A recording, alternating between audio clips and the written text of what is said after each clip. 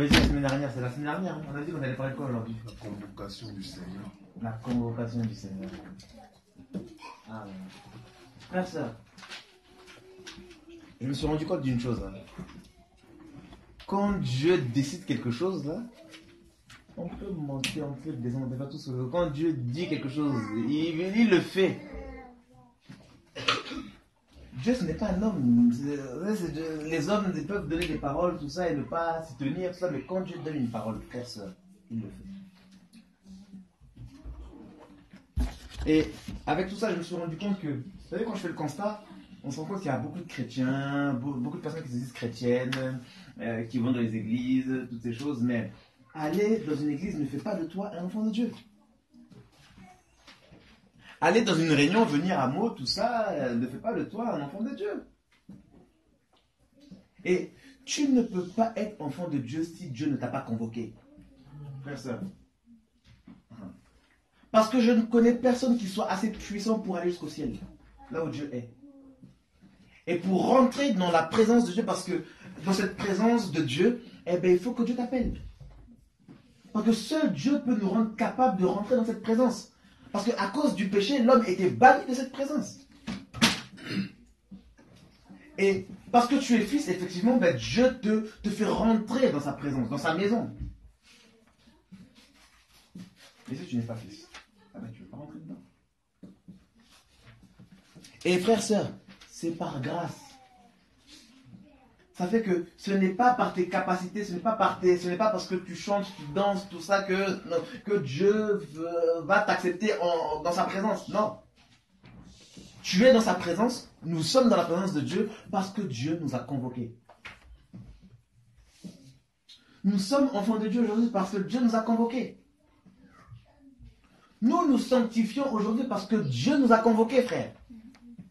Et je me suis rendu compte aussi que beaucoup se sanctifient non pas par obéissance, parce qu'en fait la sanctification, comme je disais ce matin avec des frères et sœurs, c'est quoi? La sanctification, c'est quoi? C'est l'obéissance à la parole de Dieu. Et beaucoup, parce qu'ils ne couchent pas, parce qu'ils ne fument pas, parce qu'ils ne disent pas de mensonges, parce qu'ils ont une forme d'intégrité, beaucoup pensent que ça, ces œuvres-là font d'eux des enfants de Dieu, alors que non, frère. Parce qu'il y a des personnes dans le monde qui ne sont même pas chrétiennes, qui vivent ces choses par principe. Donc, est-ce que parce que ces personnes-là vivent ces choses, devons-nous dire que ces personnes-là se sanctifient? Non. Parce que ce qui fait la sanctification, c'est Dieu d'abord qui appelle. Et l'obéissance à la parole de Dieu, et non pas l'obéissance à des principes humains. Parce que tu vas prêcher un pain, je vais dire, oui, la cigarette, tout ça, fumer, c'est pas bien, c'est un péché. Il va te dire quoi? Je fume pas. Oh, Jésus n'aime pas ça. Oh, ok, ben, comme je ne fume pas, ben, peut-être que Jésus va m'aimer un peu. Alors que non, c'est pas ça. Sanctification. Obéissance à Dieu ou principe? Et je me suis rendu compte que Dieu, dans les Écritures, a toujours été un Dieu qui appelait les gens. Et quand Dieu appelle quelqu'un, il le démontre avec force. C'est pour ça que je donne un conseil maintenant, frères et sœurs. N'écoutez pas tout et n'importe quoi. Ce n'est pas parce qu'une personne dit des choses vraies qu'elle est de Dieu. Et comme je me suis dit, c'est de l'abondance du cœur que la bouche parle. Ça fait que si toi tu te plais à écouter un message, hein, et que la personne n'est pas avec Dieu, fais attention parce que tu peux accepter aussi le cœur de la personne. Or, seul Dieu est assez puissant pour changer les cœurs des gens. Moi, je n'écoute plus n'importe qui. C'est fini. Même si on me dit idolâtre, tout ce que vous voulez, je n'écoute pas n'importe qui. Parce que je n'ai pas envie de dire oui et amen à un cœur qui n'est pas de Dieu. Frère, sœur, il est question de notre éternité. Même si la personne dit des choses vraies, tout ça, mais si sa vie ne cale pas avec la doctrine de Jésus-Christ, si la personne n'est pas pour l'enseignement que j'ai reçu de Jésus-Christ, ah ben je ne t'écoute pas. Ah mais non, mais il dit des bonnes choses, il dénonce la dîme, tout ça, mais bon, il est un peu trinitaire. C'est pas un problème, je ne t'écoute pas. Parce que la souillure, là, ça vient vite. Frères, sœurs, nous avons affaire à Satan. Nous avons affaire devant nous à l'éternité. Donc, chacun voit comme il le veut, comme il le voit à sa porte. Mais frères, sœurs, moi, je vous conseille le ciel. Moi, je vous conseille Jésus. Si Dieu ne t'a pas parlé par rapport à une personne, même si on te demande la prière, tout ça, si une personne veut t'imposer les mains, tu es en droit, et je le retiens encore, de dire non. Si tu ne connais pas la moralité de la personne, si Dieu ne t'a pas témoigné de la personne, tu as le droit de dire non. On peut prier à distance.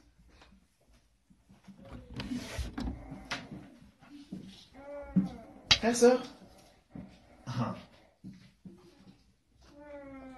il ne faut pas dire oui et amen à tout et n'importe quoi. Non, il faut qu'on se sauve. Cette génération-là, elle est dangereuse. Elle me fait peur.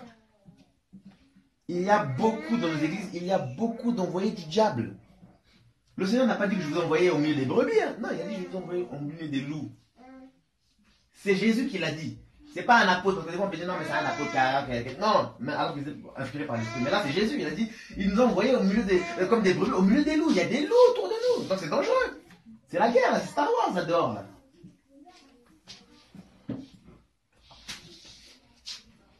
Aujourd'hui, il faut faire attention à tout. Parce que frère, l'éternité, on ne joue pas avec.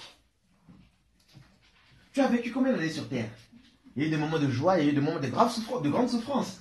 Mais étant donné que l'enfer, ça n'a rien à voir avec tout ça.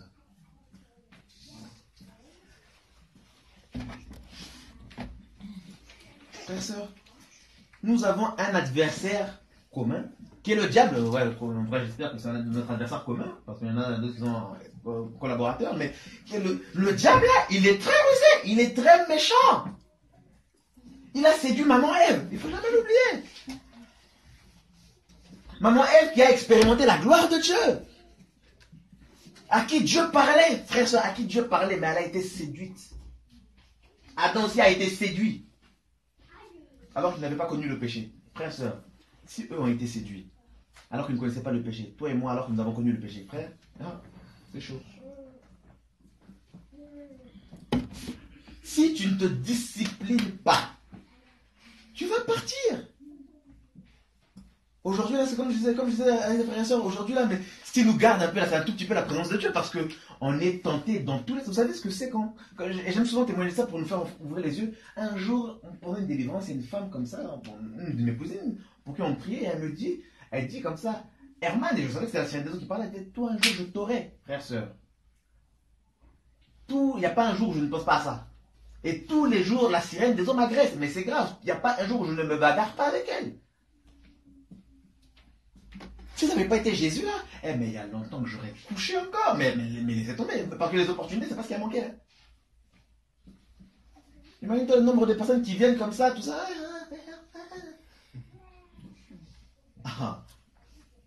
Je dis ça là, je ne veux pas. J'ai un trésor Jésus là que je ne veux pas perdre. Parce que je sais que l'appel que j'ai reçu n'est pas l'appel d'un homme. Il y a un appel qui a été adressé tout droit du ciel, une convocation tout droit du ciel. Mais ça, je ne vais pas la louper, celle. Frères et sœurs, ne courez pas après n'importe qui. Courons après Jésus et ne suivons pas n'importe qui. Laissez Dieu témoigner des gens. Aujourd'hui, tu es peut-être venu ici, tout ça, pour écouter je ne sais qui, tout ça. Est-ce que Dieu t'a parlé? Ou est-ce que tu as fait les choses parce que c'est le feeling, non, avec le tel frère on parle bien, tout ça. Faut prier tout le temps, on voit nos prières. Donc on peut être droit aujourd'hui, à demain, on peut dévier. Non, ça n'arrivera pas au nom de Jésus-Christ, mais on ne sait jamais. Il faut prier pour savoir si on est toujours dans la foi. L'apôtre Paul va le dire dans 2 Corinthiens, là-bas, examinez-vous vous-même pour savoir si vous êtes encore dans la foi.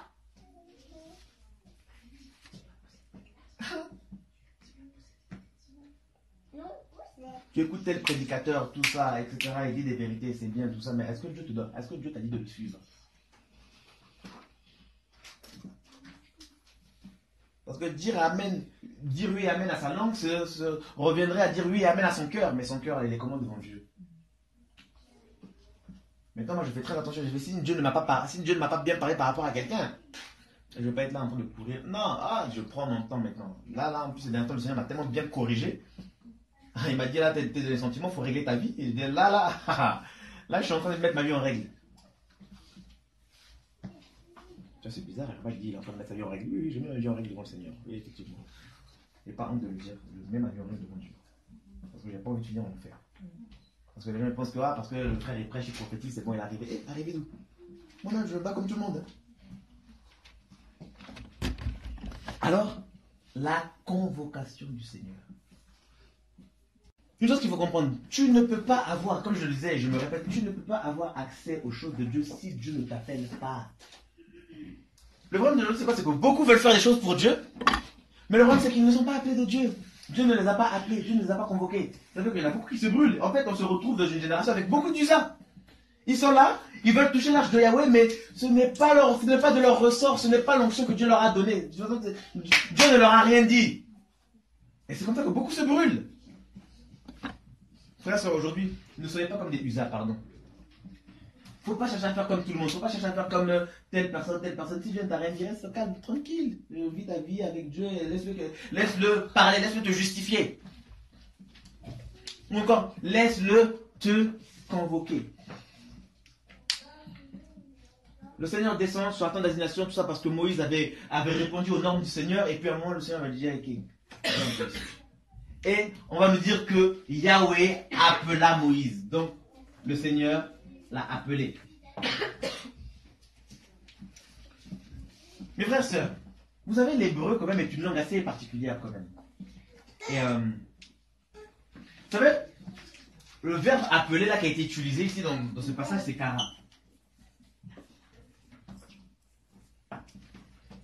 Mais ce terme, la kara, là, dans les Écritures, a été traduit de plusieurs manières. Tout au long des Écritures. Et au travers de ça aussi, au travers de ces différentes manières dans lesquelles elles ont été traduites, on peut aussi comprendre ce passage-là de l'appel de Moïse différemment. Parce que Kara nous parle ici aussi de... c'est appeler, mais c'est aussi appeler. Et ordonner.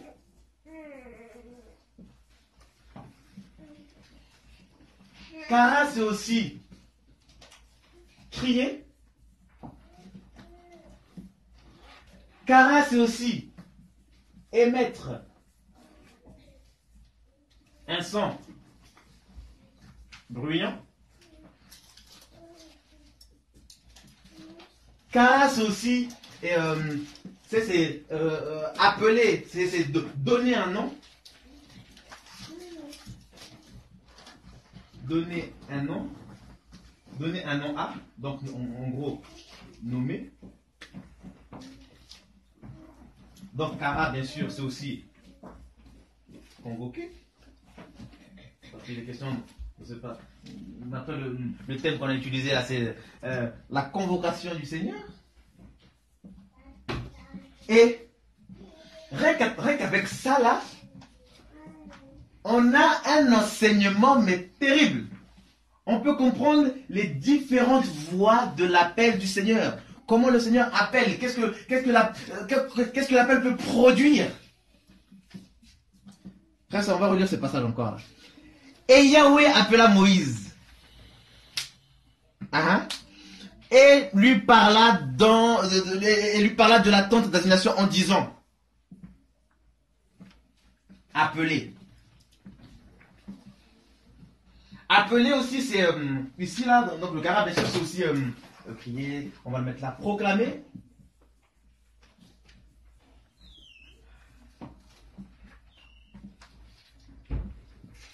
Donc, beaucoup de choses comme ça qui sont en lien avec l'appel. Beaucoup de petits synonymes comme ça. Frères, sœurs. Nous parlons de Jésus. Amen. Est-ce qu'on me suit? Oui. Faut bien suivre hein, dans l'enseignement, parce que ça c'est pas tout le temps qu'on a des... Tu sais, toute la semaine, à chaque fois que je pensais à ça, à la convocation du Seigneur, j'avais des passages. Jusqu'à ce matin, carrément ce matin, j'étais dans la douche. Je crois qu'il doit y avoir une onction particulière dans ma douche. J'étais dans ma douche, comme ça, et puis tac, et ça m'arrive souvent, à chaque fois que je suis dans la douche, des fois je réfléchis à des versets dans la Bible, tac, le Seigneur m'ouvre l'esprit, tout ça, je me dis... Ah, ça c'est l'eau qui fait ça. Je sais pas, je pense que c'est l'eau, hein. Et vraiment, tu vois, même avec l'autre physique, on rentre dans le prophétique, c'est terrible, hein. Le Seigneur passe par les choses physiques pour nous enseigner les réalités spirituelles, c'est terrible, Dieu, là. C'est pour ça c'est bien de se doucher, ça apporte beaucoup de bénédictions, tout ça, des révélations, tout ça, pour certains même le mariage, en bref. Et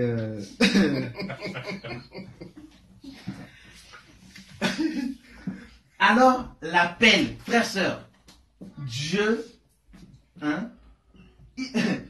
il doit, pour faire l'œuvre de Dieu, Dieu doit t'appeler. Parce que, quand Dieu appelle, bien sûr, derrière, qu'est-ce qu'il va faire? Il va donner l'ordre, il donne des ordres. Il t'appelle et il te mandate. Tu sais, il y a des ordres qui sont donnés par rapport à toi, des choses que tu dois faire. Dieu t'habilite à faire des choses.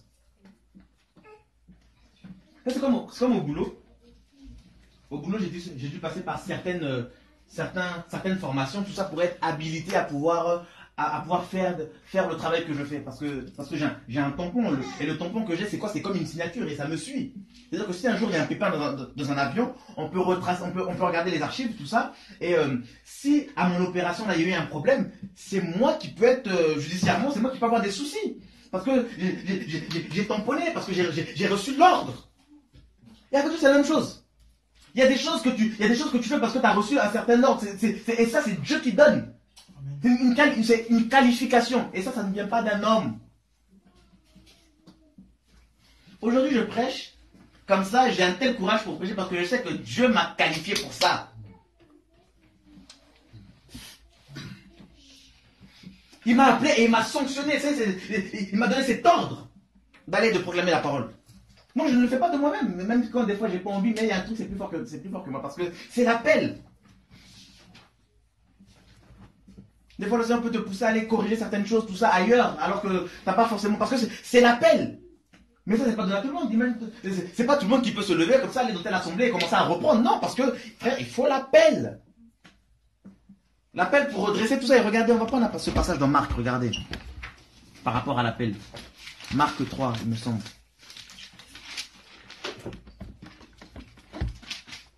Ah là là, c'est ça. Est-ce qu'on me suit?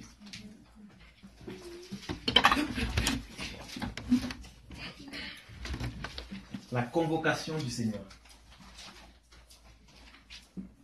Alors qu'est-ce qui va se passer ici dans Marc 3, le verset 16?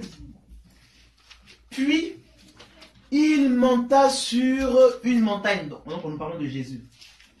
Puis il monta sur une montagne. Et qu'est-ce qu'il va faire? Appela ceux qu'il voulut. Marc 3. Verset 13. Donc, puis il monta sur une montagne. Appela ceux qu'il voulut. Ils vinrent auprès de lui. Il en établit 12 pour être avec lui. Et pour les envoyer prêcher avec la puissance de guérir les malades, de guérir les maladies et de chasser les démons hors des possédés. Donc après, bien sûr, par exemple, on nous cite les 12 là, bien sûr, qu'il a appelés. Mes frères et sœurs, qu'est-ce que Jésus a fait? Il est monté sur une montagne. Et de la montagne, il a appelé. Ça veut dire que l'appel que nous recevons, mon frère, ma sœur, l'appel que tu reçois là, vient d'en haut. Ça vient du ciel. C'est pas parce que moi, un jour, je viens comme ça, je dis, oh, tu es appelé, mon frère, que tu es appelé. Non. Donc moi aussi, je peux me gourer. À cause du feeling, de tout ça. Il est monté sur une montagne, et de cette montagne, bien sûr, il l'appela. Donc, comme je disais, effectivement, l'appel vient du ciel. Parce que, d'en haut, Dieu t'appelle, il te sort du monde et il te fait asseoir dans les lieux célestes. Mais pour te faire monter comme ça, il faut que ça soit de là-haut. La hauteur, là, c'est l'image du ciel. La montagne, c'est l'image du ciel. Pourquoi? Parce que le ciel n'a rien à voir avec la terre. Ça veut dire que l'appel, là, ça ne vient pas d'un pasteur, d'un apôtre. L'appel, là, c'est Dieu, c'est Jésus. Et pourquoi il va les appeler le Seigneur? Donc, on va dire qu'il appela ceux qu'il voulut. Donc, l'appel ne dépend pas de la volonté d'un homme, mais de la volonté de Dieu. Il appelle qui il veut. Il fait ce qu'il veut, avec qui il veut, Jésus. Donc, on n'a pas à dire, mais Seigneur, pourquoi tu l'utilises plus, moins, pourquoi elle l'utilise moins, tout ça. Non, non, Dieu fait ce qu'il veut. Et tu n'as pas à contredire son ordre. Parce que souvent, nous, on aime, ah, mais attends, mais Seigneur, pourquoi? Non, frère, il fait ce qu'il veut. Des fois, on ne se rend pas compte, hein, à cause de notre comportement, à cause de ce que nous disons, on se met en position d'antichrist. Des fois, on dit, oh, les antichrists, on se dit, oh non, les antichrists, c'est les catholiques, les musulmans, tout ça. Des fois, nous-mêmes, on n'est pas mieux. Dieu appelle un frère, appelle une sœur, la personne tac saisie, le jour de sa conversion, elle prophétise. Il est arrivé dans une publicité, maintenant elle vient prophétiser, elle fait la star. Et frère, et Dieu alors, dans tout ça, qu'est-ce qu'on fait? Qu'est-ce que Dieu a dit? C'est pour ça, moi maintenant, avant de mettre ma bouche maintenant dans quelque chose, là, j'attends. Un jour, j'étais posé comme ça, il y avait un frère qui parlait durement. Je disais, ah donc, il fera quand même la puce quand même. Il te parlait un peu plus gentiment, il dit, où est ton problème? C'est moi qui l'ai appelé comme ça, j'ai dit, Seigneur, que ton nom soit béni, pardonne-moi. Ah, il me fait arrêter tout de suite. Parce que je dis, Seigneur, j'ai pas envie de mettre ma bouche dans des choses bizarres. Des fois, on voit des personnes qui prêchent, on ne sait pas, on ne comprend pas pourquoi ils sont tout excités, excitables, tout ça. On se dit, ouais, mais attends, mais ils se prennent pour qui ça? Eh frère, sœur, Dieu, là. C'est pour ça que maintenant, moi, je suis toujours à la démarche, quand j'entends des choses, tout ça, Seigneur, toi, qu'est-ce que tu en penses déjà? Avant que je mette ma bouche dans les choses où c'est toi-même qui as fait, alors, non, je ne veux pas de pépins avec mon Seigneur Jésus. Alors, on nous dit qu'il appela ceux qu'il voulut, et qu'est-ce qui s'est passé ici? Donc, il monte dans la montagne, il a appelé ceux qu'il voulait, les personnes qu'il voulait, et ces personnes-là ils vinrent auprès de lui. Donc, quand Dieu nous appelle et parce qu'il nous a appelés, c'est comme une permission pour que nous puissions venir auprès de lui d'abord.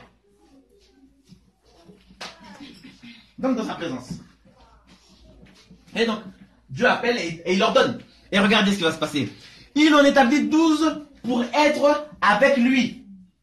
D'abord. Donc, sa présence. Donc, c'est sa présence c'est sa présence qui est tout. Parce que ce qu'il faut comprendre, c'est que dans sa présence, Dieu nous change, il nous transforme. Dieu ne peut pas envoyer des gens alors que les personnes sont encore bizarres. Non, d'abord, il faut qu'il nous change, il nous transforme un peu, il faut que nous soyons entre les mains du potier. Donc, il en établit 12 pour être avec lui, et donc après, et pour les envoyer. Donc, vous voyez, il y a comme un cheminement. D'abord, il appelle, les personnes viennent et les établit auprès de lui, et puis ensuite, il les envoie. Et quand on parle d'envoyer, là, c'est l'ordre, il donne l'ordre. Allez, faites de toutes les nations des disciples. Je ferai attendez tout ça, et lorsque le Saint-Esprit viendra, vous serez mes témoins. Ça, c'est l'ordre. Dieu appelle et il ordonne. C'est ça le kara. Dans la notion du kara, c'est-à-dire que Dieu a appelé Moïse, il a appelé pour lui donner des ordres. Et effectivement, parce que par la suite, pendant au moins 6 chapitres, là, on nous parle des sacrifices. Voilà l'holocauste, le ceci, l'action de grâce, tout ça, et il lui donne, voilà comment fallait faire les sacrifices. Parce qu'il y avait une manière. C'est une chose d'obéir à Dieu pour certaines choses avant, mais après, ça suit toujours en l'obéissance à Dieu. Obéissance un jour, obéissance toujours. Hein. C'est pas obéissance un jour et puis après, là c'est un peu chaud parce qu'il y a la pression, tout ça, je cède. La frère, il ne faut pas céder à la pression. Même si quand la pression elle est chaude là, souviens-toi de l'appel, souviens-toi de ce que Dieu t'a dit, souviens-toi. C'est important. Jamais oublier l'appel. Jamais oublier l'ordre que le Seigneur t'a donné. Parce que le jour où ça va chauffer là, il faudra ressortir, Seigneur, tu m'as appelé, c'est ce que tu m'as dit, Seigneur. Moi j'ai fait, maintenant, Seigneur, assure mes arrières un peu, s'il te plaît, Seigneur. Et donc, le kara, donc comme on a vu, donc la kara c'est quoi? C'est appeler et ordonner, donc c'est appeler et c'est aussi proclamer aussi. La proclamation, parce que Dieu aussi proclame des choses. Dieu dit des choses. Dieu annonce des choses. Regardez, on va prendre ce passage dans Exode 33. Dans la proclamation ici là, on a aussi cette notion, la notion là du témoignage, bien sûr. Hein? Le témoignage. Comme je disais, Dieu témoigne des hommes, toujours. Ça arrive. Et Dieu, il témoigne même de lui-même. Et ça, c'est ce qui est fort, ça. Alors, on va prendre Exode 33 déjà.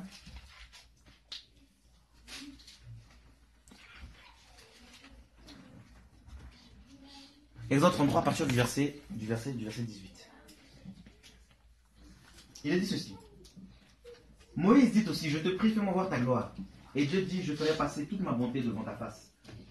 Et je crierai. Donc tout à l'heure, on va voir le cri là. Dieu, c'est un Dieu qui crie. Quand il appelle, quand Dieu a appelé Moïse, il a crié. On va le voir, on va aller doucement. Je crierai le nom de Yahweh devant toi. Et je ferai grâce à qui je ferai grâce, et j'aurai compassion de celui de qui j'aurai compassion. Puis il dit, tu ne pourras pas voir ma face, car nul homme ne peut me voir et vivre. Ah, on comprend hein, l'histoire de Jean. Yahweh dit aussi, voici, il y a un lieu près de moi, et tu t'arrêteras sur le rocher. Et quand ma gloire passera, je te mettrai dans le creux du rocher, et je te couvrirai de ma main jusqu'à ce que je sois passé. Je retirerai ma main et tu verras par derrière. Ah, il a quand même vu le dos quand même, c'est pas mal ça. Mais ma face ne peut être vue. Et Yahweh dit à Moïse, aplanis-toi 2 tables de pierre comme les premières, et j'écrirai sur elles les paroles qui étaient sur les premières tables que tu as rompues. Et sois prêt au matin, et monte au matin sur la montagne de Sinaï, et présente-toi là devant moi sur le haut de la montagne. Mais que personne ne monte avec toi, et même que personne ne paraisse sur la montagne, et que ni menu ni gros bétail ne pèse sur cette montagne. Parce que, vous voyez les exigences de Dieu, vous voyez la sainteté de Dieu. C'est pas tout le monde. Hein. Quand Dieu t'habilite, si Dieu te fait rentrer quelque part, c'est toi, c'est pas quelqu'un d'autre, c'est toi. C'est ça qu'on dit, l'histoire d'intimité, là, c'est personnel. Et verset 4, donc, Moïse donc aplanit 2 tables de pierre comme les premières et se leva de bon matin et monta sur la montagne de Sinaï, comme Yahweh le lui avait ordonné. Comme Yahweh le lui avait ordonné. Et il prit dans sa main les 2 tables de pierre. Et Yahweh descendit dans la nuée et s'arrêta là avec lui. Et cria le nom de Yahweh. Donc Yahweh a crié le nom de Yahweh. On va voir le cri tout à l'heure. Comme donc Yahweh passait devant lui, il cria Yahweh, Yahweh, le Dieu compatissant, miséricordieux, lent à la colère, abondant en bonté et en fidélité, qui concerne la proclamation. Donc il y a le cri, il y a la proclamation, qui conserve sa bonté jusqu'à 1000 générations, autant l'iniquité, le crime et le péché, qui tient point le coupable pour innocent et qui punit l'iniquité des pères sur les fils et sur les fils des fils jusqu'à la 3e et la 4e génération. Moïse, se hâtant, baissa la tête contre terre et se prosterna. Et il dit, ô Seigneur, je te prie, si j'ai trouvé grâce à tes yeux, que le Seigneur marche maintenant au milieu de nous, car c'est un peuple pour être. Pardonne donc nos iniquités et notre péché, et prends-nous pour ta possession. Donc vous voyez ici là, qu'est-ce qui s'est passé? Il y a eu la proclamation. Yahweh a témoigné de lui-même. Il y a eu un témoignage de Dieu. Et comme je le disais, par la suite, il y a le cri. Frère, sœur, Dieu crie. Dieu crie, ça veut dire que Dieu se fait entendre. Et Dieu ne se fait pas, frère, sœur, croyez-moi, Dieu ne se fait pas entendre que dans les églises. Frère, Dieu se fait entendre dans le monde. Dans Jean 12, là-bas, là, à un moment, le Seigneur a prié, avant sa crucifixion, tout ça, il a crié, Père, glorifie ton nom. La Bible va dire qu'il y a une voix qui s'est fait entendre du ciel. Je l'ai glorifié, et je le glorifierai encore. Les gens ont entendu, ils ont dit, oh, c'est peut-être un ange qui lui a parlé, d'autres ont entendu comme un coup de tonnerre. Et frère, sœur, le tonnerre, ça gronde, hein. Ça fait du bruit. Dieu est le Dieu qui crie. Quand Dieu appelle les morts, il crie. Parce que la Bible dit que nous étions morts par nos offenses. Ça fait que Dieu, pour nous réveiller de la mort, ben, qu'est-ce qu'il fait? Parce que quand il nous convoque, c'est quoi? Il nous convoque de la mort à la vie. Quand Dieu nous convoque comme ça, il crie. De la même manière que le Seigneur, lorsqu'il est arrivé devant le tombeau de Lazare, qu'est-ce qu'il a fait? Il a crié devant le tombeau, frère. C'est écrit. Le Seigneur a crié. Parce qu'il fallait que sa voix se fasse entendre. Parce qu'il fallait qu'il y ait le réveil. Essaie de réveiller quelqu'un comme ça. Dans un sommeil profond. Non, il faut crier. Il faut un truc qui secoue. Il faut que la voix là, elle monte. Il faut que ça gronde un peu là, pour réveiller. On pense que Dieu c'est simplement un Dieu comme ça. Non, frère, sœur, Dieu crie. Pour rappeler les gens là, Dieu il crie. Pour réveiller les morts là, le Seigneur il crie. Et c'est pour ça que Moïse, à l'écoute de la parole de Dieu, suite à l'appel de Dieu, ben Moïse ne pouvait que obéir. Parce que frère, Moïse avait la pression. Quand Dieu parlait à Moïse là, hein, Moïse aussi entendait les coups de tonnerre. Hein. C'est-à-dire que Dieu criait. Moïse avait la pression, et c'est pour ça qu'il se tenait à carreau comme ça. Et comme je disais, La voix de Dieu, quand on s'entend du ciel, là, même les gens autour, même les gens autour, là, ils le savent, ils le voient. Frère, soeur, que personne ne vous trompe pas. Dieu, là, il se voit. Nous ne l'avons pas parce que Dieu est esprit, Dieu est limite invisible. Frère, Dieu se voit. Lorsque Jean a baptisé Jésus, là, qu'est-ce qui s'est passé? Jean a vu l'esprit descendre. C'est écrit. Il a vu quelque chose. Vous avez jamais remarqué ça? Vous avez jamais lu ça? Regardez, Matthieu 4, Matthieu 3. À moi, on ne connaît pas la même Bible, mais... Regardez, Matthieu 3, le verset 16. Frère, Dieu a fait de nous des fils, des filles, des époux, tout ça là, parce qu'il veut qu'on puisse le voir. Parce que, étant donné que Dieu veut être un repère, donc il faut qu'on le voit. Donc sinon, si on ne le voit pas, c'est plus un repère. C'est comme les bateaux là, qui sont dans l'eau là. Pour se repérer, qu'est-ce qui se passe? Il y a un phare, non? Le phare, on le voit. Ben Dieu, c'est pareil. Dans les eaux de ce monde, vous pensez pas qu'il va se révéler comme un phare pour qu'on puisse être orienté? Donc Dieu se voit. Est-ce que vous comprenez ce que je dis quand même? À partir de là, des fois, j'ai l'impression d'être largué. Frère, sœur, Dieu se voit. Dieu veut se faire voir. Je sais pas, je disais, dans les eaux là, pour se repérer, ben les bateaux, il y a quoi? Il y a le phare, non? Le phare. Et regardez, donc, dans Matthieu 3, le verset 16, il dit, dès que Jésus eut été baptisé, il sortit aussitôt, donc hors de l'eau. Et voici les cieux lui furent ouverts. Et Jean vit l'Esprit de Dieu descendre comme une colombe en venant sur lui. Et voici une voix du ciel déclara. Donc, déclaration, proclamation, tout ça. Celui-ci est mon fils bien-aimé en qui j'ai pris mon bon plaisir. Et là, on rejoint encore Ésaïe 55 là-bas. Un bon passage prophétique qu'on nous a annoncé tout à l'heure. Donc, frère, Dieu, il crie. Et c'est normal. Et comme Dieu crie, eh ben c'est normal qu'il appelle ses enfants aussi à crier. Crier à plein gosier, le Seigneur dit. Et ne te retiens pas. Et ça, frère, sœur. Et là, c'est là où il faut encore... Parce que là, on va encore descendre dans la profondeur de la parole. Là. Et frère, et c'est là où on rentre dans le domaine là de émettre un son bruyant maintenant. Frère, sœur, si Dieu nous appelle à crier, c'est parce que lui, il crie. Lorsque Jean a eu la révélation de Jésus-Christ, dans Apocalypse 1, qu'est-ce qui s'est passé? Il a entendu une voix comme le son d'une trompette. Waouh! Qu'est-ce qui se passe? On nous dit aussi que c'est au son de la dernière trompette que nous monterons. Qu'est-ce que ça veut dire, ça? L'appel de Dieu, la convocation de Dieu. Frère, sœur, émettre un son bruyant. Ça là, cette définition-là, c'est pas moi qui l'ai inventé. Hein. Alors, on va prendre nombre 10. Ah là là. Il faut que le Saint-Esprit nous fasse grâce.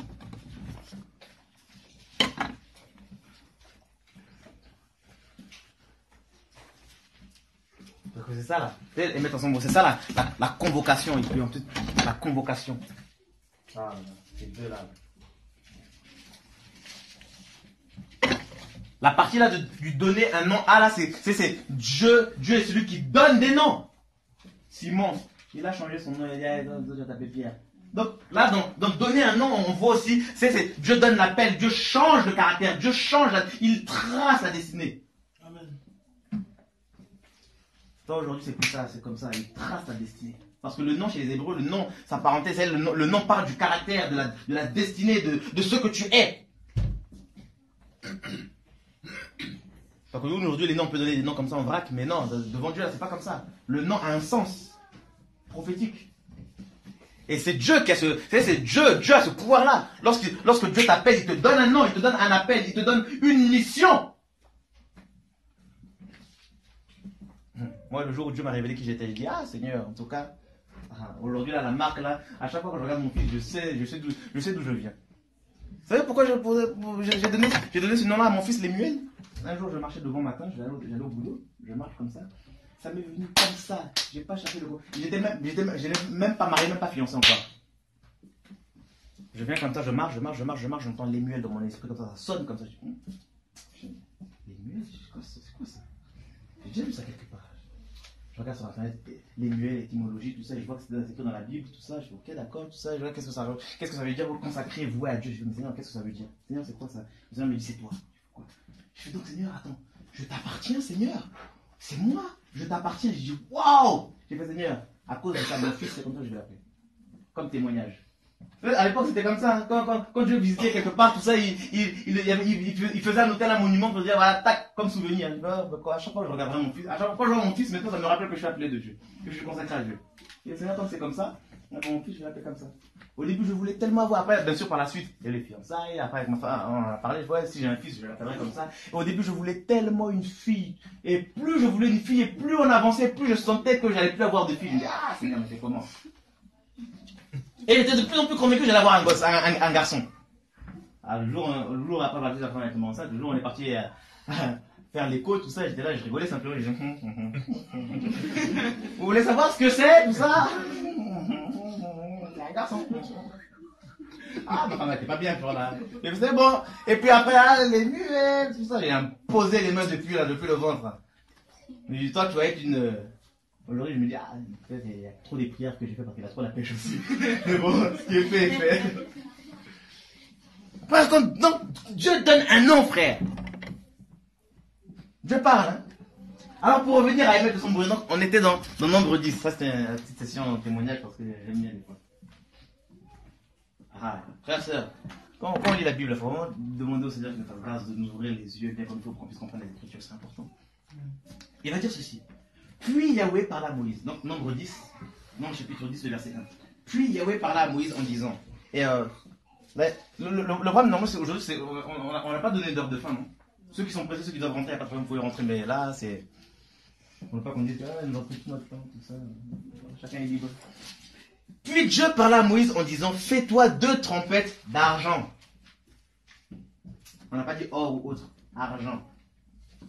Battues au marteau. Elles te serviront pour quoi? Ah, elles te serviront pour convoquer l'assemblée et pour le départ des camps. Avant d'aller plus loin, quelqu'un peut me prendre, on va prendre un passage d'abord dans Psaume 89.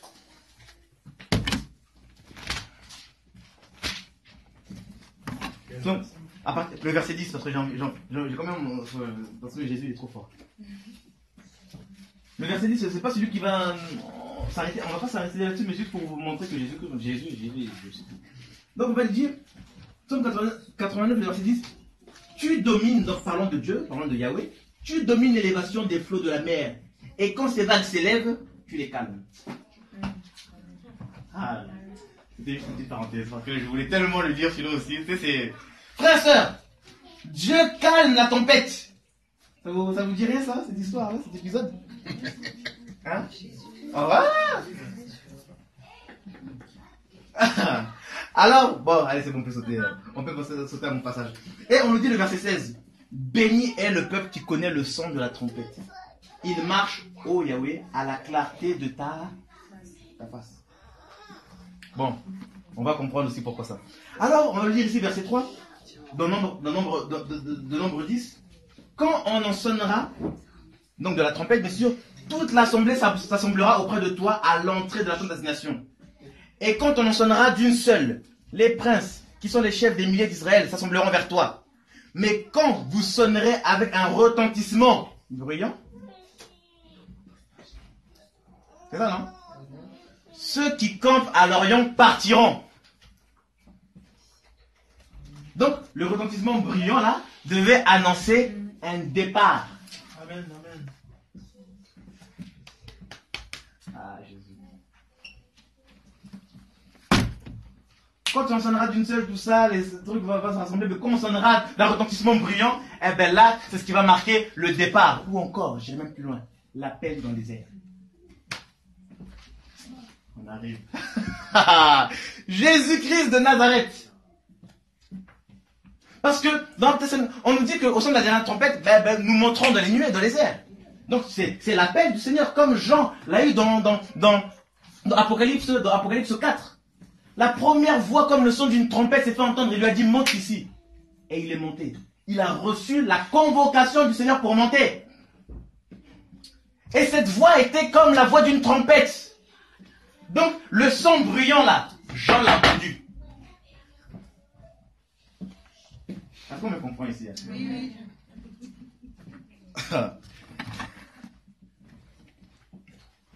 Donc, et quand vous sonnerez la seconde fois avec un retentissement bruyant, ceux qui campent au midi partiront, on sonnera avec un retentissement bruyant pour leur départ.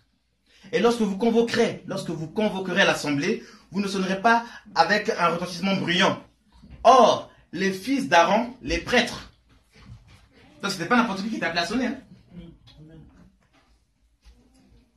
Est-ce qu'on me comprend? Vous allez voir, vous allez comprendre. Donc, or, les fils d'Aaron, les prêtres, sonneront des trompettes. Ce sera une loi perpétuelle pour vous et pour vos descendants. C'était les prêtres qui devaient sonner la trompette. Ce sont les prêtres qui sont appelés à sonner la trompette. Or, qui sont les prêtres aujourd'hui? C'est toutes les personnes qui ont été justifiées par le sang de Jésus. Toutes les personnes qui se soumettent à la loi de Dieu et qui pratiquent les œuvres de Dieu. C'est pas n'importe qui. Donc, ce sont des cœurs que Dieu a lui-même transformés. Pas des cœurs qui sont transformés eux-mêmes. Des cœurs que Dieu a lui-même transformés.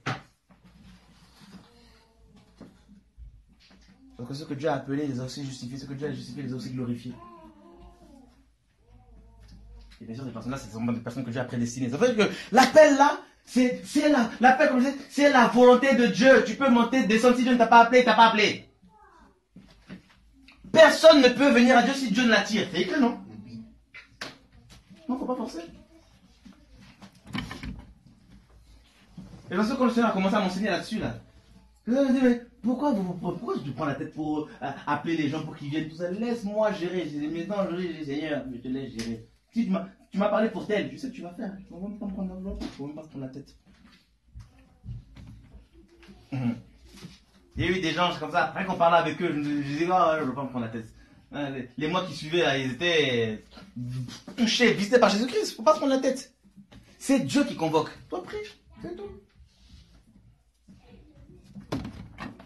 Le Seigneur m'a dit tout ça. Gère mon œuvre, ta famille, je gère. Je fais quoi? Depuis, je me prends même pas la tête.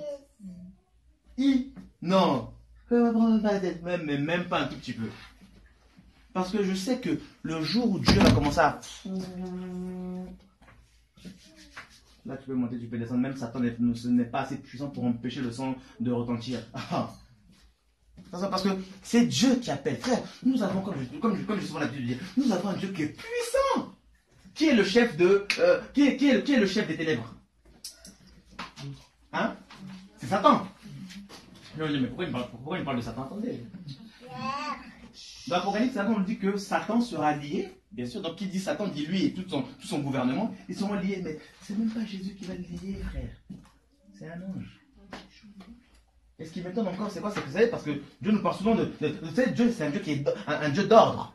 Or, celui qui donne les ordres est forcément supérieur. Donc, si Dieu donne un ordre à un ange qui est assez puissant pour lier Satan, donc Dieu, l'autorité que Dieu a là, c'est quoi? Parce que ça veut dire que l'ange qui est un peu plus fort que Satan, lui est soumis à Dieu.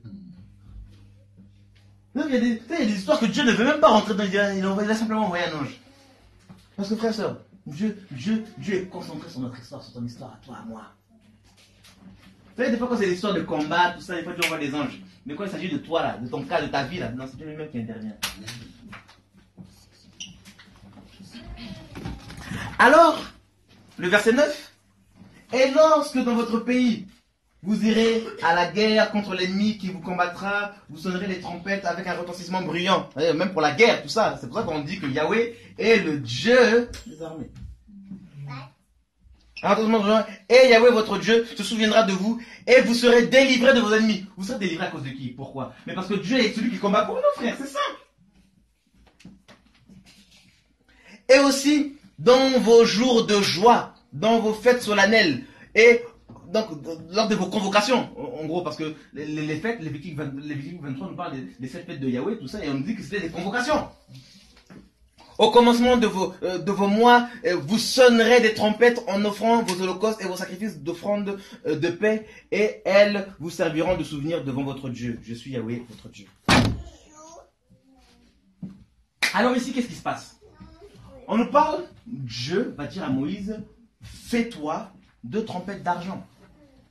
Et même ce matériau-là, l'argent, en fait, n'a pas été pris en vain. C'est pas du pif. Dieu ne fait jamais les choses au pif. Et ce qui est bien avec la parole, c'est qu'elle s'interprète par elle-même. Alors, quelqu'un va me prendre Proverbe 10, le verset 20.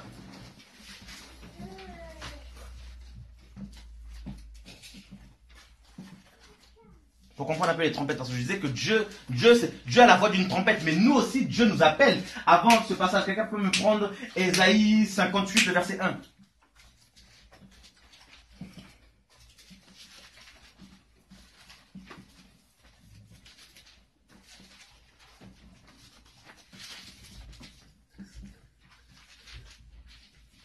La parole est puissante.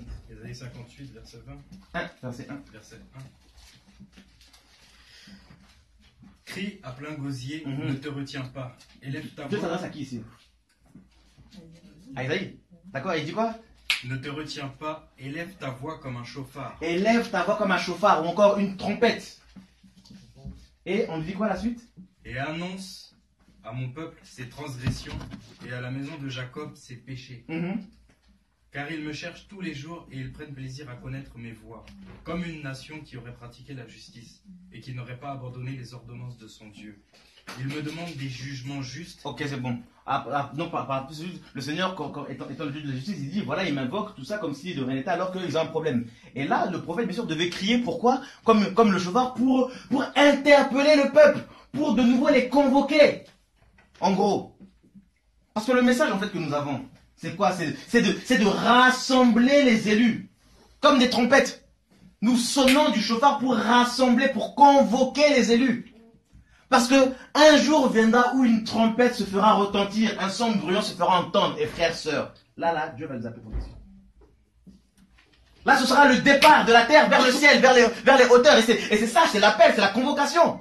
Ceux qui vont monter sont les personnes que Dieu a convoquées, les personnes que Dieu a habilitées, à qui Dieu a permis de monter, comme Jean. Dans Apocalypse 4. Et, vous savez ici, avant d'aller dans Proverbe là-bas, là, ici, les trompettes, en fait, devaient servir à plusieurs choses. Donc, pour la convocation, comme je disais, et pour le départ. Et pendant les fêtes aussi, pendant les jours de fête, les jours de joie, tout ça, il fallait que la trompette se fasse entendre. Et, comme je le disais aussi tout à l'heure, ce n'était pas n'importe qui pouvait sonner la trompette. Non, il fallait être de la race de Dieu, il fallait être élu. Or, à l'époque, bien sûr, parce qu'on reposait sur un sacerdoce lévitique, bien sûr, c'était Aaron et ses fils. Mais aujourd'hui, parce que nous sommes en Jésus-Christ, eh bien, c'est à nous de faire cela. Parce qu'il y a eu un changement de sacerdoce, mais cette loi-là, comme c'est une loi qui est perpétuelle, ben, elle est toujours d'actualité. Et les trompettes, donc Proverbe 10, le verset 20, quelqu'un? La langue du juste est un argent choisi. Ah! La langue du juste est un argent choisi. La langue du juste. Or, quand on nous parle de la langue, bien sûr, par extension aussi, au niveau aussi le cœur. Parce que la justice, ça commence dans le cœur, déjà. Et c'est pour ça que, regardez, ici on va dire de se faire 2 trompettes d'argent, mais pas n'importe comment. Ces trompettes d'argent devaient être battues au marteau, ou encore façonnées au marteau. Or, quelqu'un peut me prendre Jérémie 23, le verset 29.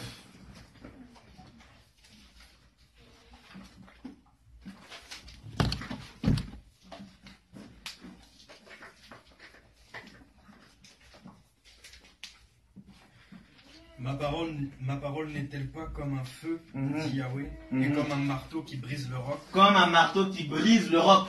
Donc la parole de Dieu, c'est un marteau. Donc les 2 trompettes là, d'argent, devaient être façonnées, battues au marteau. Donc prophétiquement là, les voix prophétiques doivent être battues au marteau, transformées, façonnées par Dieu lui-même, par les mains de Dieu. C'est-à-dire que Dieu t'appelle et il te donne l'ordre d'arrêter avec le monde, tout ça parce qu'il a un travail, parce que Dieu ne travaille pas dans la saleté.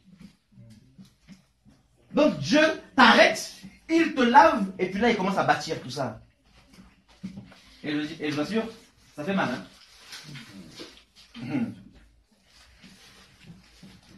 Parce que il y a plein de choses en toi que Dieu t'a brisé. Déjà, il y a les liens de famille. Ça, c'est déjà du lourd déjà. Parce que il y a des choses, nous avons hérité beaucoup de choses de nos pères. Moi, je sais que de par ma famille, il y a un grand-père qui était polygame. Ah, je dois faire attention à ça. Parce que ce sont des liens. Si tu vois par exemple dans ta famille, les femmes, les hommes, tout ça n'arrive pas à se marier, tout ça, les gens n'arrivent pas à exceller, il faut te poser des questions. Il ne faut pas se dire que parce que moi je suis en crise, oui, ton crise c'est brisé, mais il faut que tu te battes parce que ça peut t'attaquer, ça peut revenir en force chez toi. Ça t'en joue pas avec. Moi je sais que dans la famille, là, des fois il y a des choses là, les familiales là, chaud avec les minettes. Ah ben je fais attention parce que ça peut m'atteindre. Oui, les liens sont brisés, il n'y a pas de problème. Mais ce n'est pas parce que c'est brisé que ça ne va pas t'attaquer. Parce que les chaînes de l'enfer là, elles bougent. Nous on pense que parce que c'est brisé, c'est tombé par terre et que ça va plus bouger. Ça bouge. Le serpent là, ça bouge. Parce que les chaînes, si vous voyez les chaînes, si vous voyez les chaînes, en fait les chaînes c'est quoi? Ce sont des serpents. Ça bouge.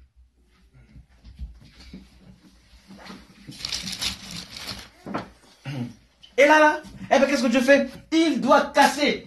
Il doit casser ton sale caractère. Il doit casser nos mauvaises conceptions de la vie, tout ça. Il y a beaucoup de choses à casser. Il doit casser les cultures, les coutumes, tout ça. Il doit casser tout ça. Pour que nous puissions être cet argent choisi. Frères, sœurs, et je me suis rendu compte que Dieu ne se sert pas de n'importe qui. Il y a des gens que oui, Dieu, on a l'impression que c'est Dieu, alors que Dieu n'est pas dedans. C'est vraiment la sorcellerie. Mais frères, sœurs, ceux qui sont vraiment de Dieu, Dieu n'utilise pas n'importe qui. Pour certains services, là, Dieu ne va pas envoyer n'importe qui. Dieu n'est pas, non, Dieu, quand Dieu a besoin de faire certaines choses, là, il sait qui envoyer. C'est par exemple, c'est comme dans la mécanique. Si t'as un boulon qui fait telle taille, eh ben, tu vas prendre la clé adéquate, tu vas pas prendre une clé plus grande ou plus petite. Eh ben, Dieu, c'est exactement la même chose. Pour tel cas-là, je veux prendre ce cas-là. Ça fait que, eh ben, on ne peut pas s'improviser prédicateur ou pasteur ou autre. Je connais une assemblée où les gens se réunissent malgré eux, ils n'ont pas vraiment d'expérience par rapport à la vie chrétienne. Et bien quand tu grattes bien, il y a des scandales là-dedans. Et quand c'est comme ça, le Seigneur aussi permet de voir certaines choses pour aussi aller aider les gens, pour aller réparer un peu les choses qui sont cassées, parce que c'est compliqué.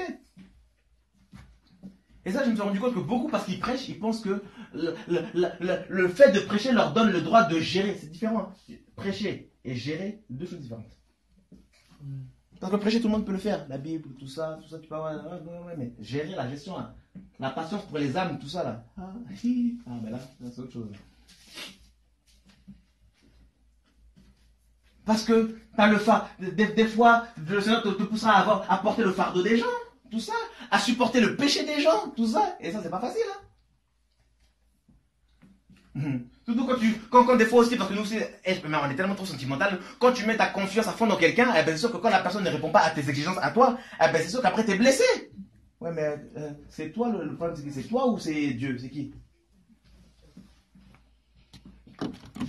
Et tout ça là, faut supporter parce que si tu ne supportes pas, parce que tu peux abandonner. À combien de fois j'ai voulu abandonner? Moi, quand on a commencé ici, il fallait être là dans les débuts. On va demander à maman Julie. Les débuts là, on arrivait à la prière, tout ça, on commençait à prier, je me dis simplement à Julie, je commençais à dormir. À plusieurs reprises, ça m'arrivait de dormir pendant la prière. Il y avait une telle lourdeur, mais c'était abusé. Un jour, j'ai voulu fuir. Ah, mais je préparais une fuite tellement bien dans les coulisses. Il y a une femme, on ne sait pas comment elle a fait. Elle prophétisait même pas du jour au lendemain. Un truc qu'il a fait, elle a commencé à prophétiser. Ah, je me suis repenti devant tout le monde. Mon fils, comment il t'a appelé? Tout ça, j'ai vu jusqu'à là. Ah, j'ai demandé pardon tout de suite. Et Seigneur, c'est bon, j'arrête mes bêtises. Parce que c'est pas facile, hein. Et le marteau du Seigneur, là, vous savez comment on dit le marteau? Vous savez, quand tu mets un coup de marteau, quand même, c'est pas, quand tu utilises le marteau, c'est pas pour y aller doucement, hein.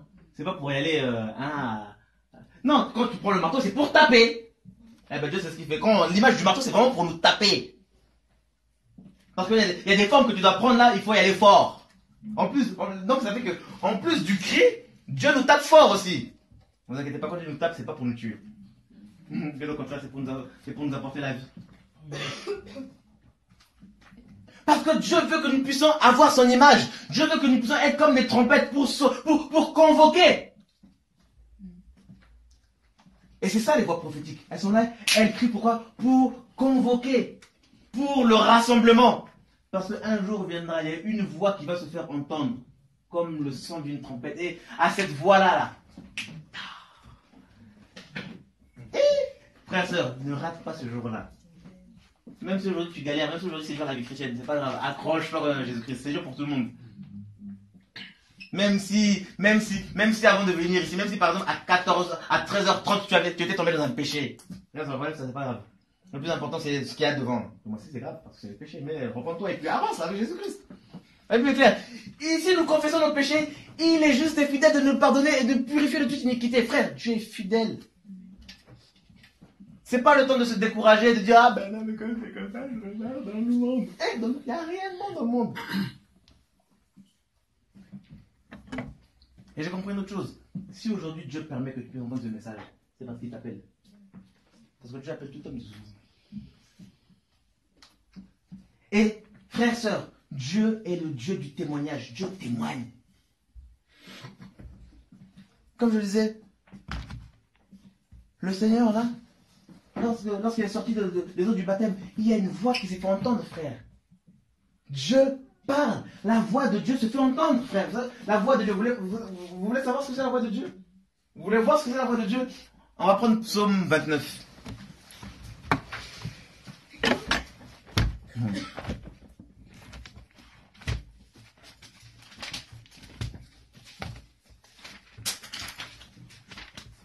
Ah là là là là. Jésus? Non. Faut laisser cette histoire. Ouais, c'est bien ça. Psaume 29. Alors il dit ceci. Psaume de David, fils de Dieu. Rendez à Yahweh. Rendez à Yahweh la gloire et la force. Rendez à Yahweh la gloire due à son nom. Prosternez-vous devant Yahweh avec des ornements sacrés. La voix de Yahweh est sur les eaux. Le Dieu de gloire fait tonner. Yahweh est sur les grandes eaux. Ça vous rappellerait ça? Apocalypse 1. La voix de Yahweh est forte. La voix de Yahweh est majestueuse. La voix de Yahweh brise les cèdres. Yahweh brise les cèdres du Liban. Il les fait sauter comme des veaux, et le Liban et le Sirion comme des jeunes buffles. La voix de Yahweh fait jaillir des flammes de feu.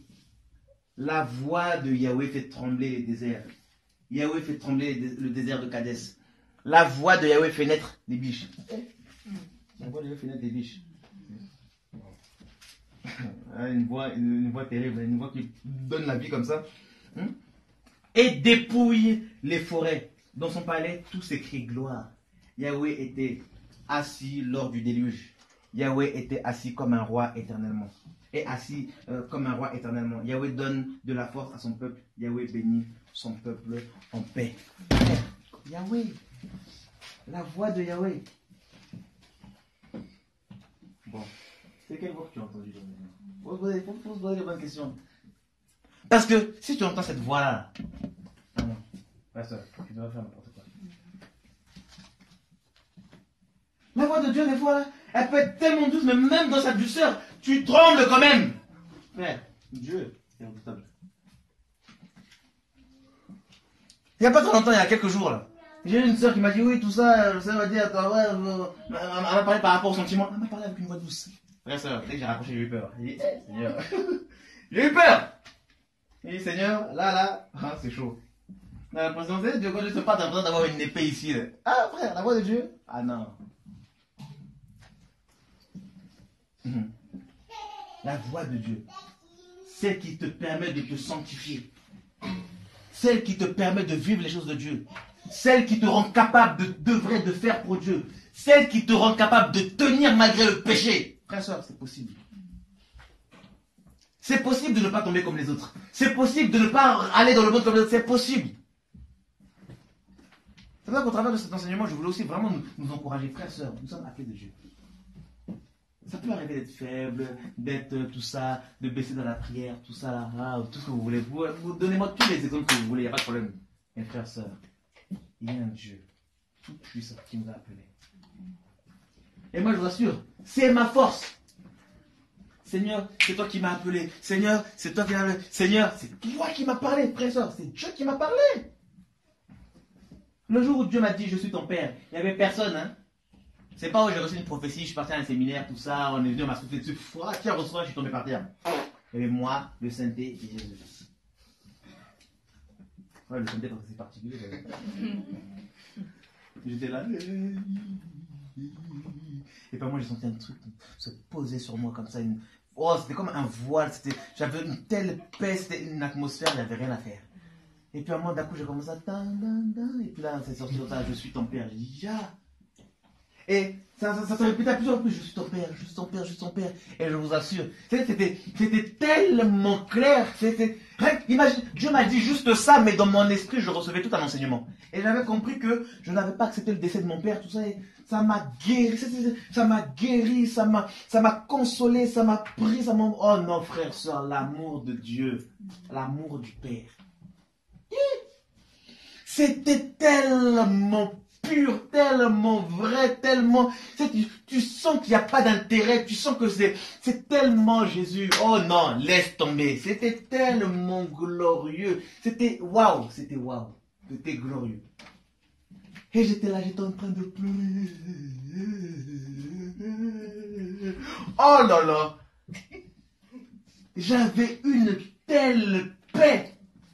J'avais une telle assurance de mon Dieu.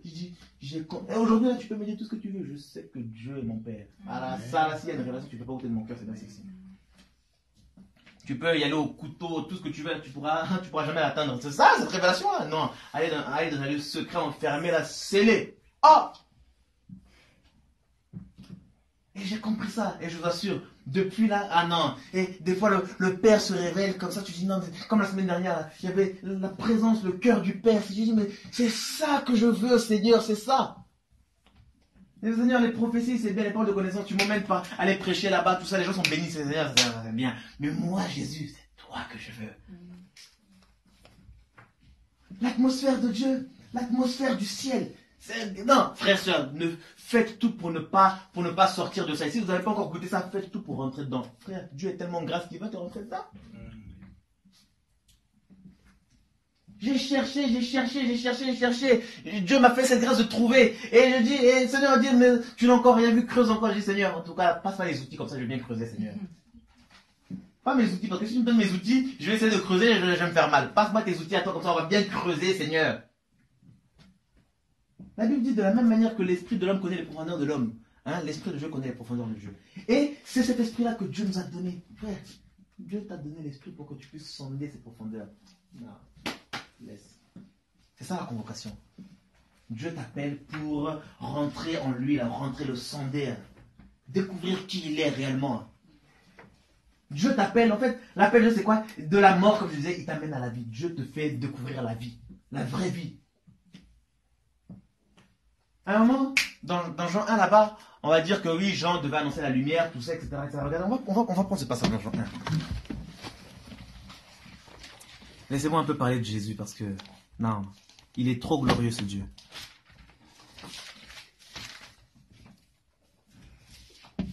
Voilà, Jean 1, à partir du verset 6, il est dit ceci. Il y eut un homme appelé Jean, qui fut envoyé de Dieu. Il vint pour rendre témoignage, témoignage à la lumière, afin que tous croient par lui. Il n'était pas la lumière, mais il était envoyé pour rendre témoignage à la lumière. Et on va nous dire ceci, le verset 9. Cette lumière était la véritable lumière qui, en venant dans le monde, éclaire tout homme. Donc, on nous dit que, contrairement à tout ça, on dit que cette lumière était la véritable lumière. Donc, dans cette véritable lumière aussi, il y a la véritable vie. Une vie qui n'a rien à voir avec ce que l'on peut vivre, avec le mouvement que tu peux avoir maintenant, avec le langage, avec la parole que je peux sortir maintenant. Frères, sœurs, la vie de Dieu n'a rien à voir avec tout ça. Jésus est bien trop pur et bien trop glorieux pour qu'on puisse le limiter à une vie terrestre. Parce que les choses d'en haut n'ont rien à voir avec la terre. Et c'est pour ça que lorsque Dieu nous appelle, eh bien, qu'est-ce qu'il fait? Il nous tire de la terre. On dit que, regardez dans Colossiens 1. Frères, sœurs, Dieu, non. Quelqu'un peut me prendre Colossiens 1, le verset 12. Rendant grâce au Père qui nous a rendus capables d'avoir part à l'héritage des saints dans la lumière, qui nous a délivrés de la puissance des ténèbres et nous a transportés dans le royaume du Fils de son amour. C'est bon, on peut s'arrêter là. Donc, il y a quoi? Il y a un transfert, un transport des ténèbres de la terre, parce que les ténèbres sont sur la terre. Jamais vous voyez, au ciel là, il n'y a pas de ténèbres. Au ciel là, c'est la lumière. C'est la lumière. Donc, d'en bas là, il nous a amenés en haut, frères. On dit qu'il nous a fait asseoir dans les lieux célestes en Yeshua, en Jésus-Christ, frères, sœurs, entre nous. Donc, tu veux comparer la vie terrestre à la vie du ciel.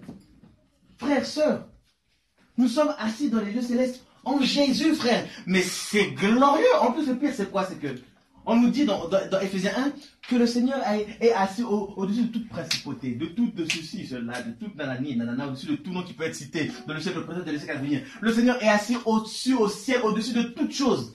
Et c'est là où, par sa grâce, Dieu nous a fait asseoir. Donc, non, frères, sœurs, c'est que tu as en Jésus la position la plus haute dans le royaume de Dieu. Donc, comment limiter Dieu à une vie terrestre? Pourquoi limiter Dieu à des choses terrestres? Comme ça, je dis à Dieu, même si mon cœur des fois peut divaguer, tout ça, parce que des fois, on peut s'attacher à des hommes, tout ça, à des femmes, tout ça, je dis, Seigneur, que ma vision reste toi et toi seul. Parce que si toi tu restes ma vision, même si mon cœur veut partir en vrille, mais je veux la rattraper vite, mon cœur, pour rester en toi, parce que, Seigneur, tu es merveille. Jésus. Je me rappelle encore de cette vision de cette sœur qui disait qu'il y avait comme un building, un gratte-ciel, tout ça, et puis tu montais, on t'a appelé vers le haut, tu montais, puis un peu, à un moment, oh, le frère Herman, il s'est perdu. J'ai dit, dès qu'on m'a dit ça, j'ai eu peur, j'ai dit, ah bon. Elle prend le zigotier, et puis après un moment, je t'ai vu tout là-haut, là, t'étais content, il y avait des trésors, j'ai dit, J'ai dit, Seigneur, comme tu as parlé à cette fille alors que je ne la calcule même pas, Seigneur, c'est que ça, là. Seigneur, on va persévérer, je vais voir ça. Les trésors du ciel! Non, ratez ça!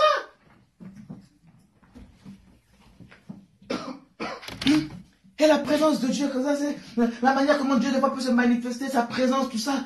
Perdre ça, là. Dernièrement, on était à Évry avec quelques personnes, tout ça. La présence de Dieu qui se manifeste tranquille, sans forcer. Et puis Dieu m'a dit comme ça, dans mon esprit, comme ça, je veux te faire voir les choses autrement. J'ai dit, j'ai dit, waouh, mais Seigneur, je parle clair, là. Et Dieu était là, et je pleurais. Je fais, le Père! Ah non!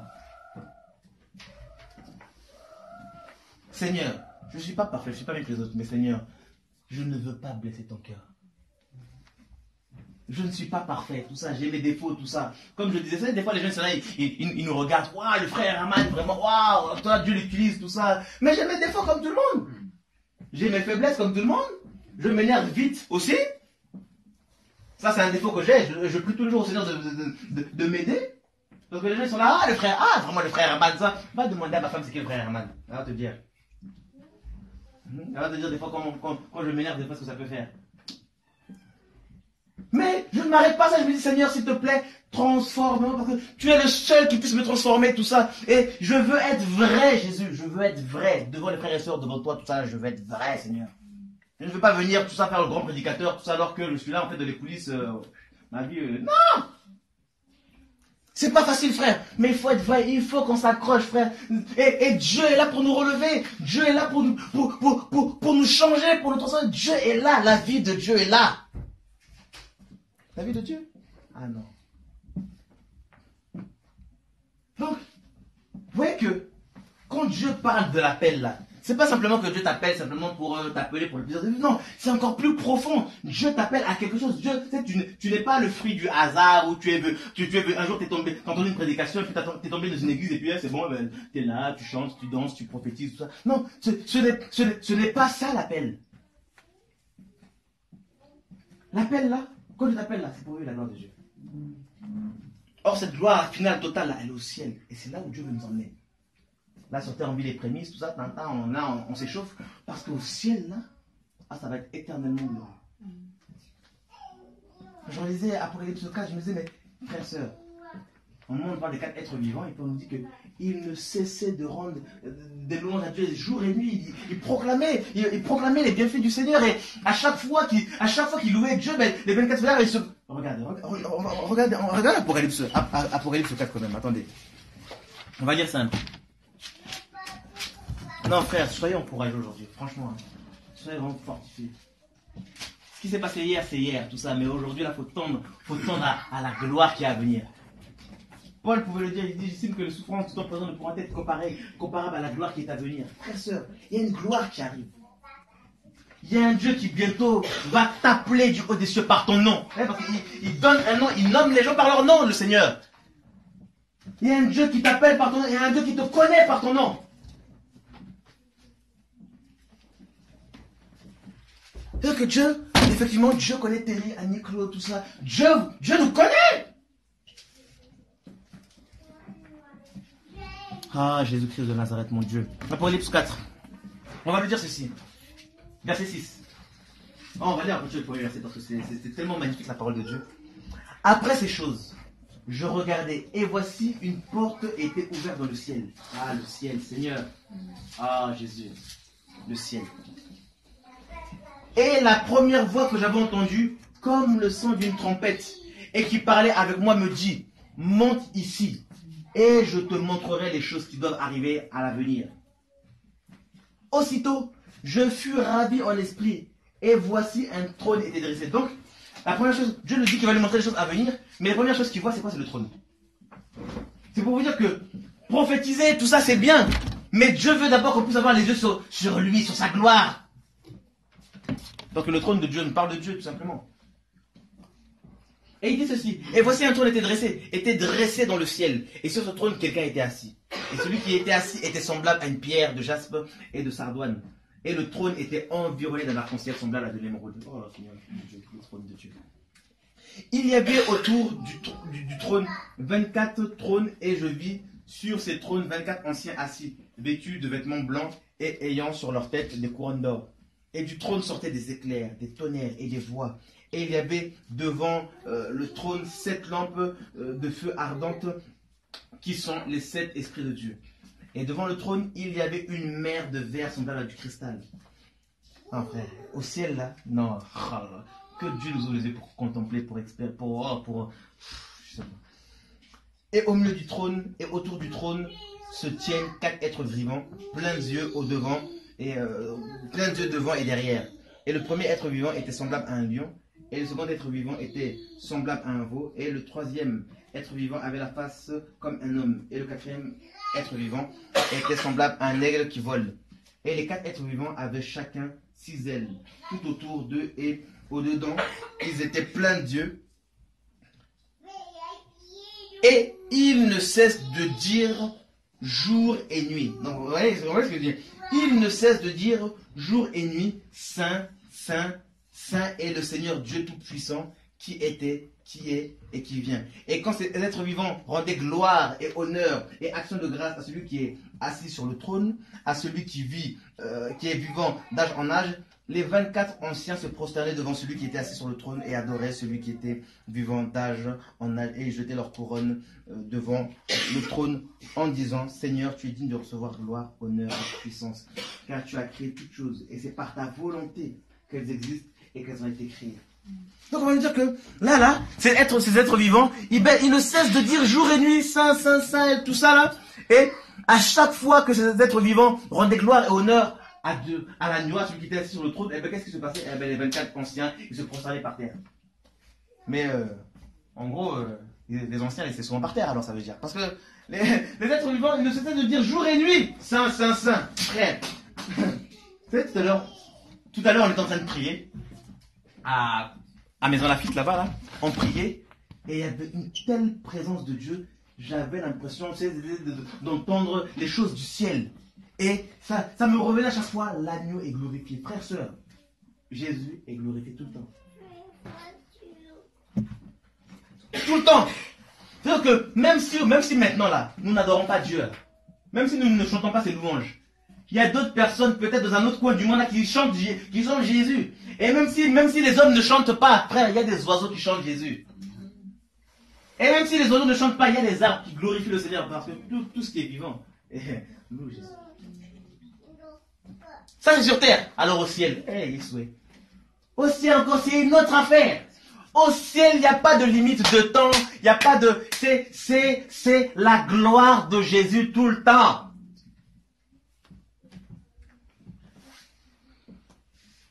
Jésus au ciel est tout le temps glorifié. Parce que c'est ce qui est vivant qui peut louer Dieu. Oh, au ciel, tout est vivant. Les choses de Dieu sont vivantes, frères, sœurs. Ah. Frère, Dieu, c'est la vie. Lorsqu'il vient dans la vie de quelqu'un, lorsqu'il vient quelque part, c'est la vie. Regardez lorsqu'il s'est révélé à Josué comme le chef de l'armée de Yahweh, qu'est-ce qui s'est passé? Eh bien, rien qu'à cause de sa présence, le lieu sur lequel Josué était saint. Il a dit, oh, le lieu sur lequel tu te tiens est saint. Alors qu'avant qu'il puisse se manifester, le lieu n'était pas saint. Mais parce qu'il s'est manifesté, le lieu est devenu saint. Il dit, oh, tes souliers. Frère, quand Dieu est quelque part, non. C'est la pureté, c'est la sainteté, c'est la vie. C'est pour ça qu'un enfant de Dieu, parce que Dieu habite en toi, eh ben, tu ne peux être que vivant. De la même manière que lorsque Adam a reçu l'esprit, il était lui-même vivant. Frères, sœurs, nous parlons de Jésus. Ah. Aujourd'hui, n'oublie pas. Laissez-moi juste vous rappeler ça. Souvenez-vous. Souviens-toi du jour où Dieu t'a parlé. Souviens-toi du jour où Dieu t'a appelé. Parce que Dieu n'est pas un homme pour mentir, ni fils de l'homme pour se repentir. Dieu ne se répond pas de son appel. Quand il appelle Dieu, il appelle. C'est-à-dire que, même si, comme je disais, si à 13h30, tu as pu faire une erreur, tout ça, là, frère, laisse le 13h30 là. Regarde à Jésus-Christ. Parce que s'il fallait être condamné à cause de nos péchés, il y a longtemps qu'on serait mort. Vous savez, une fois j'avais fait une prière au Seigneur parce que j'avais un gros souci avec pornographie, masturbation. Alors qu'est-ce qui s'est passé? J'ai pas honte, j'ai dit ce que j'avais dit.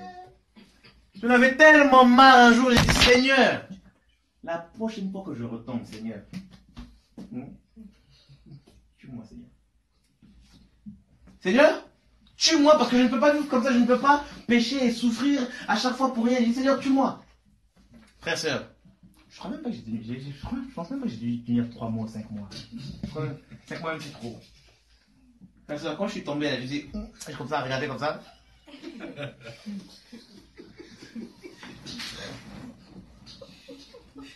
J'étais toujours vivant, effectivement. Et j'ai dit, Seigneur, heureusement que tu n'as pas pris en compte ma prière. Donc, non, ça ne serait pas connu ici. Je n'aurais pas connu les Joël, tout ça, j'aurais pas connu beaucoup de monde, Annick, tout ça, j'aurais pas connu beaucoup de monde. On m'a jamais connu. Et c'est là, en fait, je me suis dit, vous savez, frère, sœur, Dieu est quand même Dieu de la grâce. Amen. Et j'étais là, culpabilisé, Seigneur. Seigneur, plus jamais. Et plus je disais plus jamais, plus je retombais. Jusqu'au jour où je dis, Seigneur, c'est bon, j'arrête de me battre par moi-même. Seigneur, c'est toi qui changes. Et je me suis rendu compte d'une chose. Vous savez, si beaucoup de personnes tombent, vous savez pourquoi beaucoup de personnes tombent, en fait, en vérité? À cause de l'orgueil de l'homme. Parce qu'on est trop orgueilleux. Dieu vient, il vient dans notre vie, il te montre ton état, et nous on dit à Dieu, parce que Dieu travaille, hein, il vient comme ça dans ta vie, il te montre ton état, on va dire là c'est ton état, et Dieu vient, il te montre ton état, et puis normalement là, il y a le processus, il y a la transformation. Nous qu'est-ce qu'on dit à Dieu? On dit, bon Dieu, tu m'as montré mon état, arrête-toi là. Le reste, c'est Libye qui gère. Non, ce n'est pas toi qui gères. Parce que si l'homme pouvait se gérer lui-même, eh ben, Adam aurait son cas depuis le jardin. Mais comme les œuvres humaines n'ont aucun effet devant Dieu, n'ont aucune valeur, n'ont aucune puissance devant Dieu, donc même quand Adam a cousu son vêtement de figuier, tout ça, là, ça n'a pas empêché que sa nudité paraisse devant Dieu, eh ben, Dieu a dû descendre. De la même manière que c'est Dieu, lorsqu'il te montre ton état, ça, c'est Dieu seul qui peut te changer. Et si tu ne veux pas laisser Dieu changer, et si tu veux travailler par toi-même, eh bien effectivement c'est de l'orgueil. Qu'est-ce que toi tu peux faire? Le seul truc que nous pouvons faire pour changer, c'est accepter que Dieu nous transforme. Accepter que Dieu puisse mettre la main dans nos vies. Accepter que Dieu puisse casser ce qui doit casser dans nos vies. Parce que si tu as l'habitude de tomber dans un péché, c'est qu'au fond de toi, hein, tu aimes ça. Parce que tout homme est esclave de ce qui a triomphé de lui.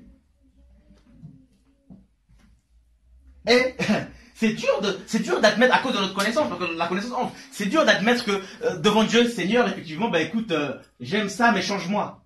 Eh ben faut le faire, parce que c'est une réalité. Le jour où je dis Seigneur, en fait, en vérité, j'aime ça, change-moi. Eh ben c'est tout, c'est simple. Eh ben là, tu changes.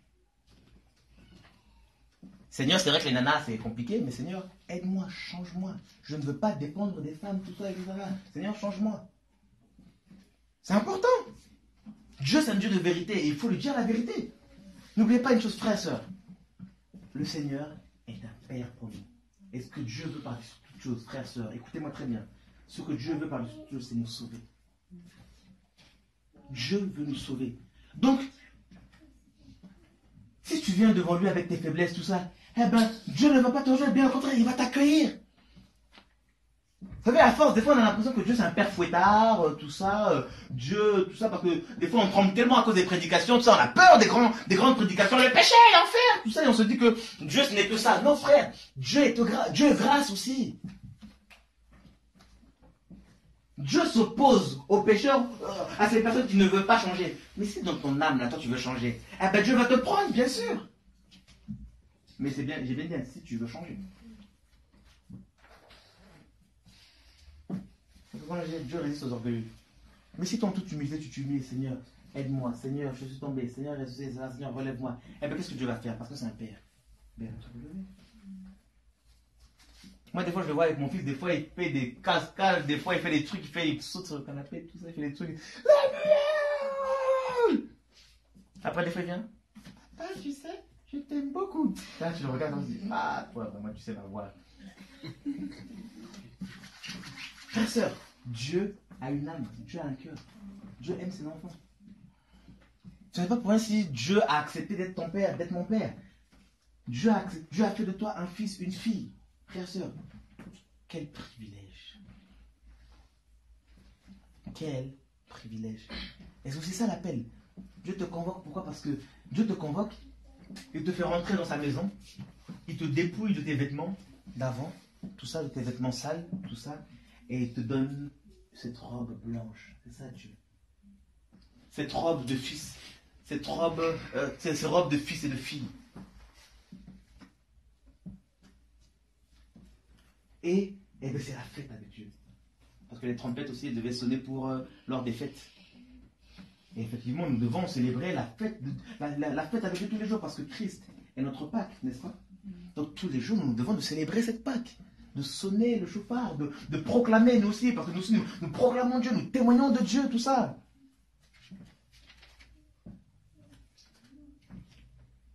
Sonner le chauffard, c'est pas simplement que dénoncer le mal, le péché, non, c'est aussi glorifier ce grand Dieu qui doit recevoir toute louange, toute gloire. Non. Amen. Amen. Gloire à Dieu.